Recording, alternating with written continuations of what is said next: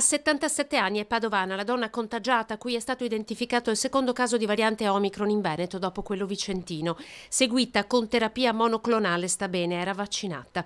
I risultati sul sequenziamento del virus contratto invece dalla famiglia dell'imprenditore vicentino contagiato in Africa e rientrato con Omicron sono inaspettati. Sono risultati positivi. Abbiamo sequenziato il virus e si tratta di una variante Delta. Moglie e figlio sono stati probabilmente contagiati prima in Veneto, dove la variante Delta è nel 100% dei virus isolati e sequenziati.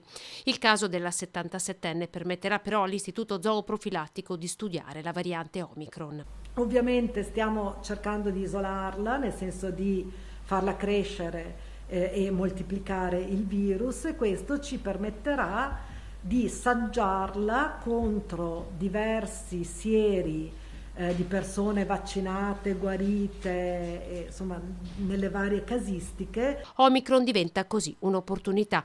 Il virus sarà isolato e fatto crescere, da qui lo studio diventerà disegno sperimentale, capace di prevedere le future casistiche quando Omicron si diffonderà anche in Veneto. Di quello che noi ci aspettiamo è comunque una gradualità, una diversità di efficacia. Assolutamente non ci aspettiamo che non ci sia copertura.